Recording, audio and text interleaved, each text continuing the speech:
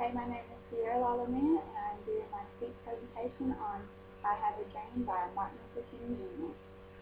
Martin Luther King Jr.'s speech was presented on August 28, 1962 at Lincoln Memorial during the March on Washington for Jobs and Freedom. He served as an inspirational message to African Americans who were still considered unequal.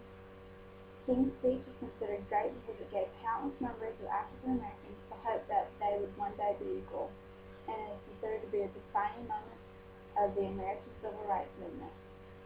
King's present audience included over 250,000 civil rights supporters, but his speech was heard nationwide.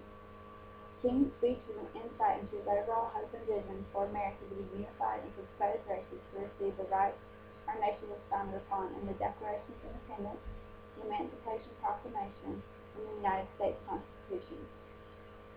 I personally believe that King used a lot of emotion and logic to validate his point.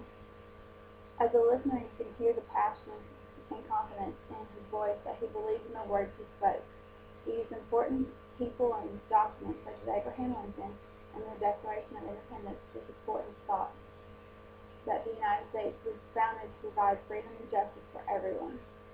He also used spiritual context, arguing that racial injustice was not what God wanted for his people, but that there could be redemption to America for its racial sins. Anaphora was used a lot during his speech, and his most common repeated phrases included, "Now is the time," "100 years later," "Let freedom ring," and "I have a dream." King also compared the Declaration of Independence to a bad check given to the Negro people that had come back marked insignificant funds. Now I'm going to do a part of his speech that I found to be really cool. I am happy to join with you today in what will go down in history as the greatest demonstration for freedom in the history of our nation. 4 years ago, a great American, in whose symbolic shadow we stand today, signed the Emancipation Proclamation. This momentous decree came as a great beacon light of hope to millions of Negro slaves who had been seared in the flames of withering injustice. It came as a joyous daybreak to end the long night of their captivity. But 100 years later, the Negro still is not free. 100 years later, the life of the Negro is still sadly crippled by the manacles of segregation and the chains of discrimination. 100 years later, the Negro lives on a lonely island of poverty in the midst of a vast ocean of material prosperity. 100 years later, the Negro is still languished in the corners of American society and finds himself in exile in his own land. And so we've come here today to dramatize a shameful condition. In a sense, we've come to our nation's capital to cash a check.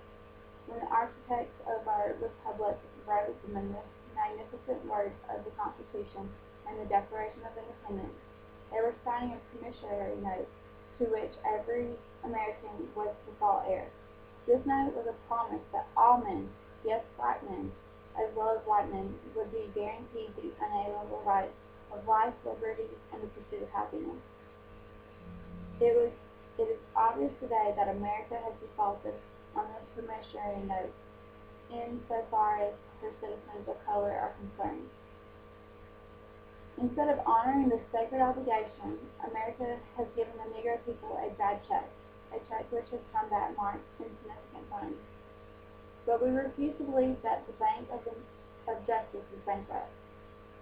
We refuse to believe that there are insignificant funds in the great vaults of opportunity of this nation. And so we come to cash this check, a check that will give us, upon demand, the riches of freedom and the security of justice. Thank you.